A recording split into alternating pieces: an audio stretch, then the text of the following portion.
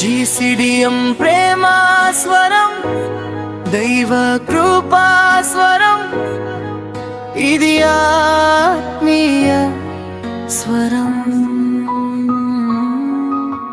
ఇది ఆత్మీయ స్వరం.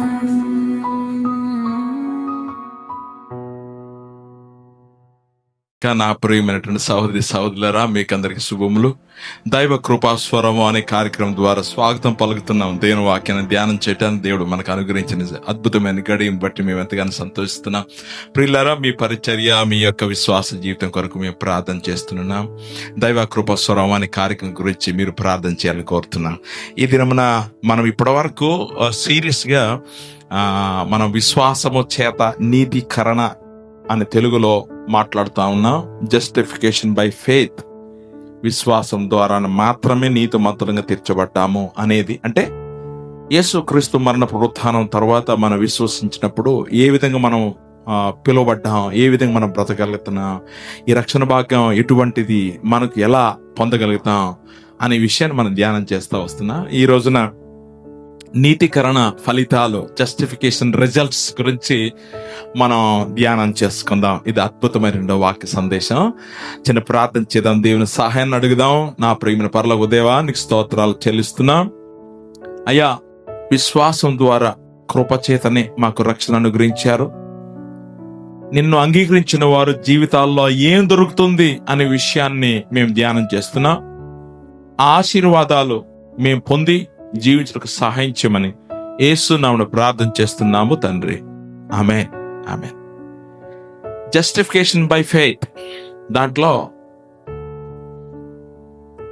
నీతికరణ అనే ఆశీర్వాదాల గురించి మనం ధ్యానం చేసుకుందాం. దాని ఫలితాలు ఏంటి, మన రక్షణ పొందిన వారంగా అనడానికి దాని ఫలితాలు ఏంటి, దాని గుర్తులేంటి అనేది మనం ధ్యానం చేసుకుందాం. 4 అద్భుతమైన విషయాలు మనం మాట్లాడుకుందాం.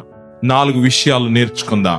అద్భుతమైన ఆశీర్వాదాలు దేవుడు మనకు దయచేశాడు విశ్వాసము ద్వారా. మనకు నీతి అనేది విశ్వాసం ద్వారా పొందినప్పుడు మనకు వచ్చే 4 ఆశీర్వాదాలు చాలా అద్భుతమైనది. ఇది మనం అనుభవించాలి, అనుకరించాలి.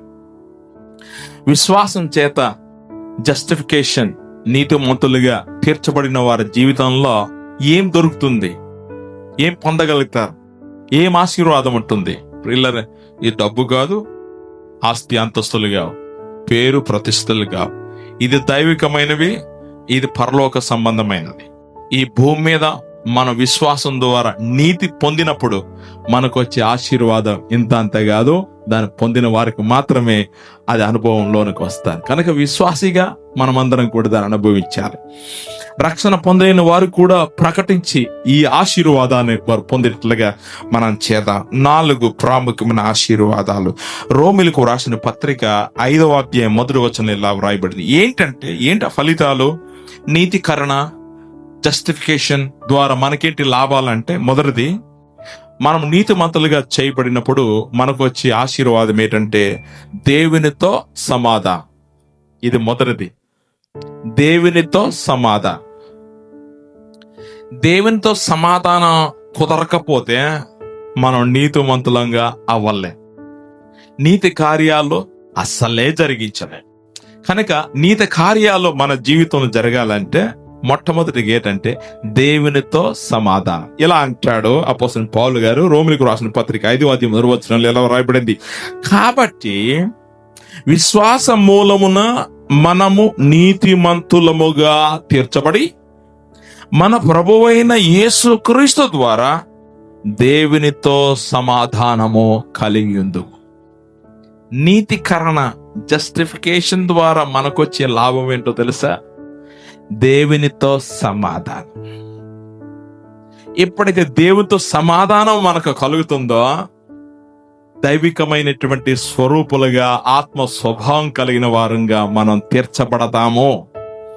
లేదంటే లోకంలో ఉన్న ప్రజల్లాగానే జీవిస్తాం, ఎటువంటి తేడా ఉండదు. లోకపు ఆలోచనలు, లోకపు సూత్రాలు, లోకస్తుల్లాగానే జీవిస్తాం. దేవుని బిడ్డగా జీవించలేం. దేవుని బిడ్డ ఎలా జీవిస్తాడంటే దేవునితో సమాధానం. రెండవది, ఈ పాపికి నీతి వచ్చిన తర్వాత ఏమని పిలువబడతాడు అని అంటే, ఏం ఆశీర్వాదం అంటే పాప క్షమాపణ.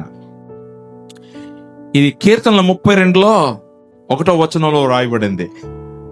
తన అతిక్రమములను పరిహారం నొందినవాడు ధన్యుడు. దానిని అపోస్తలుడైన పౌలు గారు 4వ అధ్యాయంలో, రోమిలకు రాసిన పత్రిక 4వ అధ్యాయం తీసుకుని వచ్చాడు.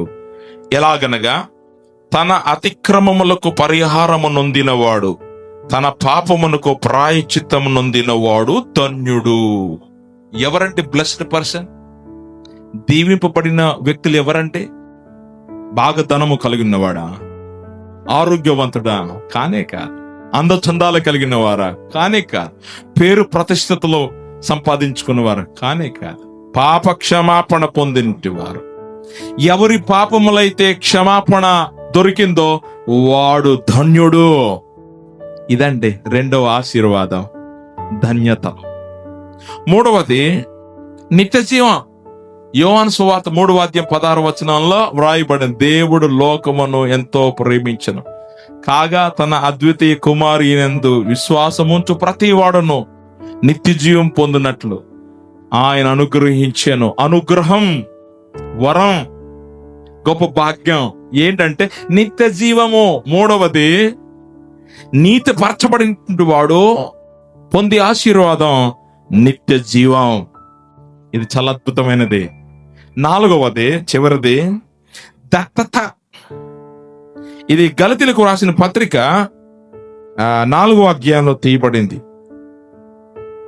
3వ అధ్యాయము 26వ వచనం, 3వ అధ్యాయం 26వ వచనం, అలాగనే 4వ అధ్యాయానికి కూడా వ్రాయబడింది. దత్తత అంటే దేవుని పిల్లలని అధికారం మనం పొందినాం. ఎంత అద్భుతం అంటే ఇదండి దైవికమైన ఆశీర్వాదాలు అంటే.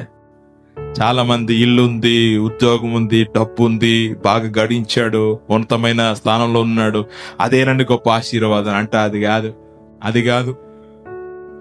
రక్షణ పొందిన వాడి జీవితంలో దేవుని సమాధానం, 2వది పాప క్షమాపణ, 3వది నిత్య జీవం, 4వది దత్తత, అడాప్టేషన్. దేవుని పిల్లలుగా అవటానికి అధికారం ఇవ్వబడింది. గలతీలకు రాసిన పత్రిక 3వ అధ్యాయం 26వ వచనములో, యేసు క్రీస్తునందు మీరందరూ విశ్వాసముల వలన దేవుని కుమారులై ఉన్నారు. ఇదంటే ఆశీర్వాదం. కనుక నా ప్రియమైన సహోదరులారా, బాప్తీసం పొందిన వారు ఉండవచ్చు, లేకపోతే బాప్తీసం సిద్ధపడుతున్న వారు ఉండవచ్చు. నీ జీవితంలో ఈ 4 ఆశీర్వాదాలు ఉన్నాయా? నీవు అనుభవిస్తున్నావా? చాలా కాలం వరకు నీవు క్రైస్తవునిగా పేరు పొందినవేమో, కానీ నీ జీవితం ఎలా ఉంది? నీవు దేవునితో సమాధాన పడినావా? Justification by faith, the results. పరీక్ష రాసిన తర్వాత వచ్చే రిజల్ట్. కనుక ఇది మన వల్ల కలిగింది కాదు, దేవుని కృపా భాగ్యమే. దేవుడు మనల్ని అలా చేశాడు. చాలా అద్భుతంగా ఉంది. కనుక నా ప్రియమైన సహోదరులారా, నీవు విశ్వాసము ద్వారా నీతిమంతుడు అవుతావు. నీతిమంతుడైన వ్యక్తివైతే నీకు వచ్చే ఆశీర్వాదాలు, దేవునితో సమాధానం, 2వది పాప క్షమాపణ, 3వది నిత్య జీవం, 4వది దత్తత. అంటే మనుషులమైన మనం ఇప్పుడు దేవుని పిల్లలంగా. అందుకే యోహాను సువార్తలో రాయబడింది, ఎందరు అంగీకరించుదరో వారికి అందరికనగా దేవుని పిల్లలగుటకు అధికారము అనుగ్రహించబడింది. కనుక మనం దేవుని పిల్లలుగా జీవించటానికి దేవుని నీతి అవసరం. నీవు ప్రభు నమ్ముకొని ఇంకా దేవుని బిడ్డగా నీవు జీవించలేకపోతే నీవు ఇంకా రక్షణ పొందలేదు. ఎందుకంటే నీ జీవితంలో సమాధానం లేదు, నీవు ఒప్పుకోలేదేమో, నువ్వు ధన్యుడు కావేమో, నిత్యజీవం నీకు ఉండదేమో. కనుక ఇదంతా దేవుని కార్యమే, మన వల్ల కాదు. ఆయన దగ్గర రావటం, శరీరము, ప్రాణము, మనస్సు అంతా ఆయనకు అప్పచెప్పటం, ఆయన మీద ఆధారపడి జీవించటమే నీతి కలిగిన జీవితం. ఇప్పుడు చాలా అద్భుతమైన జీవితం. కనుక నా ప్రియమైన సహోదరులారా, విశ్వాసం ద్వారా మనకు వచ్చే ఆశీర్వాదాలు, నీతి ద్వారా వచ్చి మనకు ఆశీర్వాదాలు చాలా గొప్పది. అందుకే సంఘాలలో ఈనాడు మనం చూస్తున్నప్పుడు చాలా మంది క్రైస్తవులుగా పిలువబడుతున్నారు, సంఘాల్లో హాజరవుతున్నారు, కానీ ఈ 4 ఆశీర్వాదాలు లేని ప్రజలు చాలా మంది ఉన్నారు. ఒకవేళ ఆ గుంపులో నీవే ఉన్నావేమో జ్ఞాపకం చేసుకో. ఎందుకంటే ఇది దేవుడు అనుగ్రహించిన వరం. నీవు నిర్లక్ష్యం చేస్తే నీవు ఈ భూమి మీద నీతిమంతుడుగా నువ్వు బతకలేవో, నీతి కార్యాలు నువ్వు జరిగించలేవు. కనుక ఆయన బిడ్డకు రా, ఒప్పుకో, క్షమాపణ అడుక్కో, సరి చేసుకో. ఆయన కుమారుని సారూప్యంలోనికి రా. ఈ ఆశీర్వాదాన్ని నువ్వు అనుభవించు. ఈ 4 ఆశీర్వాదం నీలో ఉంటే, డబ్బు లేకపోయినా, ఈ కరువు వచ్చినా, మరణం వచ్చినా, ఏ శాపం వచ్చినా, ఎవరు నింద వేసిన అవమానపరిచినా నువ్వు నిలబడగలుగుతావు, నువ్వు ధైర్యంగా ఎదుర్కోగలుగుతావు. ఇలాంటి జీవితం కావాలయ్యా, ఇలాంటి సమాజం కావాలి. దాట్స్ వాట్ గ్రేస్ కమ్యూనిటీ, దేవుని గొప్ప సమాజం కలిగి మనం ఉండాలని కోరుకుంటున్నాం. కనుక నువ్వు మారుమనసు పొంది నీతిమంతుడిగా జీవించు. దేవుడు మిమ్మల్ని వాడుకుండుగాక. ప్రార్థన చేద్దాం. మా ప్రియ పరలోకపు తండ్రి, నీకు వందనాలు చెల్లిస్తున్నా. అంతా నీ కార్యమే ప్రభు. మేము విశ్వాసం ఉంచటం తప్ప మాలో ఏమి లేదు తండ్రి. దానికి మాకు ఇచ్చిన ఆశీర్వాదాలు గొప్పది తండ్రి. దేవా, నీకు వందనాలు చెల్లిస్తున్నా. నీతి కరణ ద్వారా వచ్చే నీతిమంతులుగా చేయబడిన వ్యక్తులు వచ్చే ఆశీర్వాదాలు 4 మేము నేర్చుకున్నా. అయ్యా, నీకు స్తోత్రాలు చెల్లిస్తున్నా. సమాధానం, పాప క్షమాపణ, నిత్య జీవము, దత్తత మాకు అనుగ్రహించిన స్తోత్రాలు చెల్లిస్తూ యేసు నామమున ప్రార్థన చేస్తున్నాము తండ్రి. ఆమేన్, ఆమేన్. దేవుడు మనల్ని దీవించును గాక, ఆయన బహుగా వాడుకొను గాక.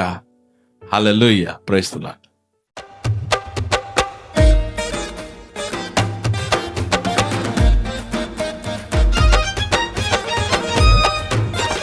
యేసు వార్త చాటెదం రమ్ము సోదరా, యేసుతోటి సాగెదం రమ్ము సోదరి. అన్ని దేశాల్లో, అన్ని జాతుల్లో, అన్ని వంశాల్లో ప్రతి మనుషునికి యేసు ప్రేమను చూపించుదాం, యేసులోనే నడిపించుదాం. యేసు ప్రేమను చూపించుదాం, యేసుతోనే సాగిపోదాం.